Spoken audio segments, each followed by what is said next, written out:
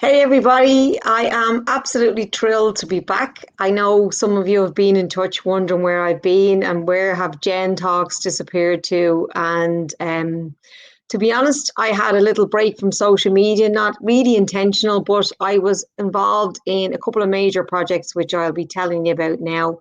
And I just didn't have the time to manage my social media platforms properly. And I know there's software out there to do that and to schedule posts.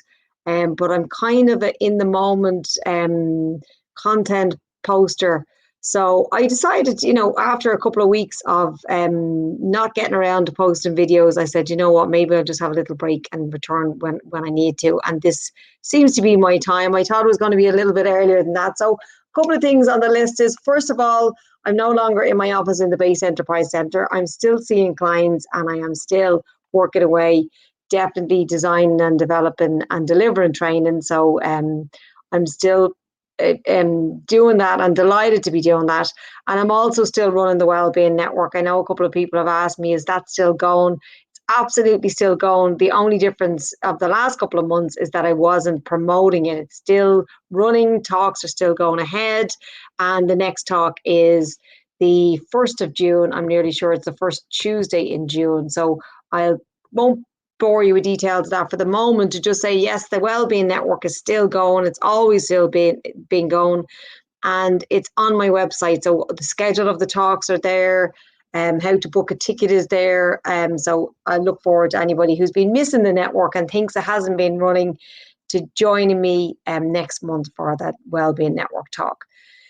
Now, what I'm really excited about to tell you today is, you probably noticed a lot of posts on social media in the last couple of weeks, some from Thrive Project, some from Foundations for Life, some from the Wellbeing Network. And I know it's overwhelming and it gets confusing. So here's what's going down. Myself and the lovely Sue, who collaborated on the Foundations for Life online course, have continued collaborating on other content that we have not only been designing, but also delivering to young people. So previous to lockdown, we were involved in some of the schools in Blanchardstown, delivering some gorgeous programs, particularly around cognitive psychology, resilience and well-being, managing stress and anxiety. We also did another course on social media and body image. So what we did during the last couple of months was we took all of our skills together and we designed and developed a beautiful course specifically for, we've done three altogether. We've designed one specifically for sports clubs. So we've worked this term with a soccer club. And we also will be taking this program into other sports clubs, like possibly GAA clubs, but really it's related to sport and performance, and that's called Mental Fitness for Performance. We have redesigned and I suppose improved and yes, yeah, improved is the best word to say. We've improved the course we were already doing in schools, and that's called Emotional Resilience and Mental Fitness. And we are piloting that program in next September. We have a school that we're starting with, and we'll possibly be going into many other schools, either in person or on Zoom, depending obviously what the schools allow. And then last but not least, certainly not least, is the mental fitness for adolescents, or for young people, if you want to call them that. That is going to be a public course. So that what that means is you don't have to be aligned to a sports club or a school to take part in this course.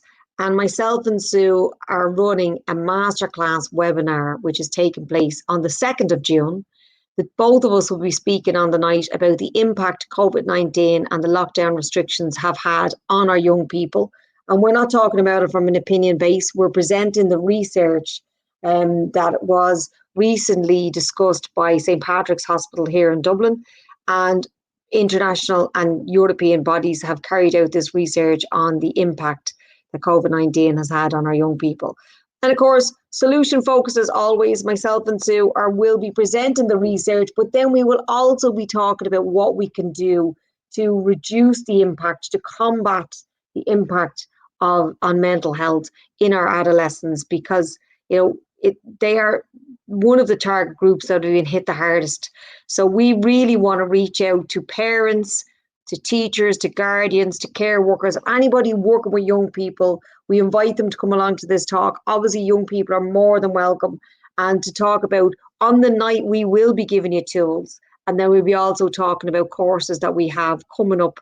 And we have reduced our prices to absolutely rock bottom because we are completely passionate about working with young people and impacting, putting a dent in this tsunami of trauma that has hit our young people during COVID-19 and the lockdown restrictions. And anybody that's living with them, working with them, exposed them in any way, we don't need to tell you. You already know this. So the seminar we're running is completely free of charge. You can come along and find out for yourself, and we'll be talking to you about what we can do, what simple tools and techniques we can do to impact them. And as always, this Jen Talk is not just a plug about, what's coming up or what's going on with me. But it really is about trying to give you tools that can impact your own trauma or your own stress that you're suffering during lockdown. And I just want to pass on to you a simple tip that was originally flagged to me about a month ago from a girl that I work very closely with. And I said to her, thank you for that inspiration. I'm going to bring that to my Gen Talk the next time I do it.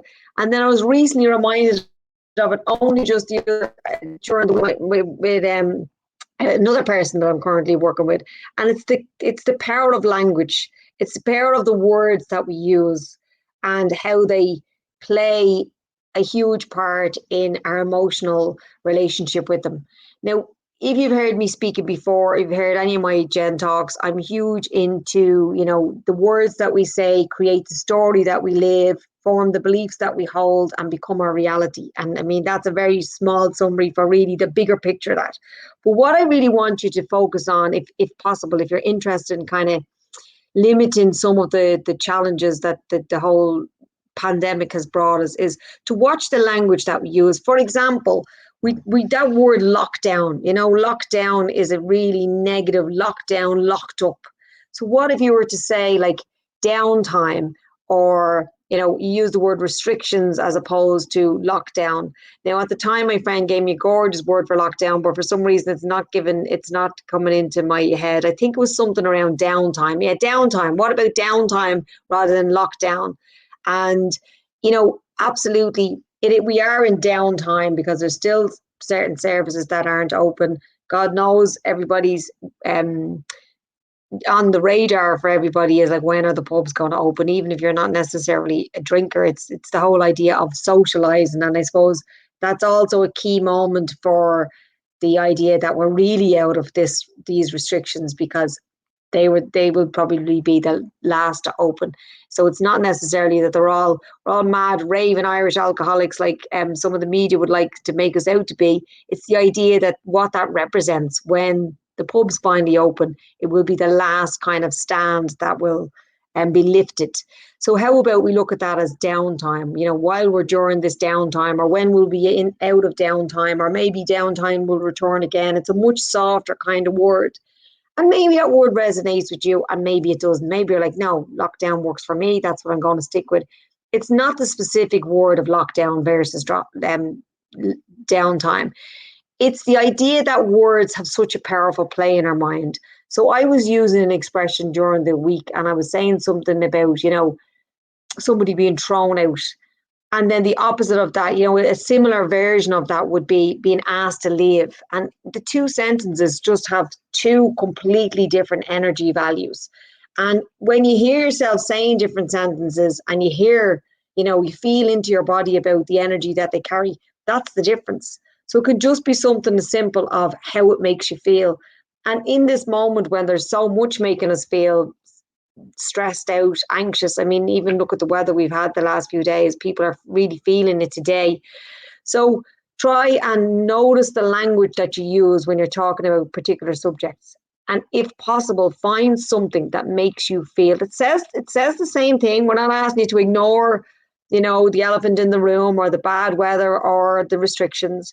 But we're also saying watch the language that you use, and not just for yourself, but also around other people. Because don't forget that your energy is affecting their field as well. The language you use is affecting them. So try, if I was to leave you one tip for the next week before I'm back here again, because I will be back here at Gen Talks every Friday now, at least for the summer. And try and think of a word that you might find might land a little bit more kinder for you and for other people. So I'm going to leave you with that thought. I hope you have a wonderful weekend. And if you're not listening to me live, you've decided to listen to this at a later stage, mind yourself. Bad weather, indoor out when the weather is bad outdoors, it means we need to search indoors for something gorgeous to do. So we don't get to do the gorgeous stuff outside. But you know what? There's loads of gorgeous things you can do. And everybody has their own, idea of what that gorgeous thing. For some people, it's eating. For some people, it's cooking. For some people, it's reading. For some people, it's clearing out their wardrobes. For some people, it's just getting back into bed. When I always think of the weather kind of slows down, when the weather isn't so good outdoors, it gives us permission to slow down and recharge our batteries and really not feel so guilty for a pajama day or a duvet day or a pig out day or whatever your day wants to be for you. So remember that for every bad outdoor day, there's an excellent indoor day waiting for you. So have some beautiful indoor days over the weekend or over the next coming week. And I look forward to connecting with you again on Gen Talks next Friday. And, guys, it's great to hear from so many people that miss me. And I missed you guys too. I really missed doing these talks. So I look forward to getting back into the swing of it again and connecting with you on a more frequent basis. So have a wonderful weekend and I'll talk to you all very soon. Thank you so much for connecting with me again today.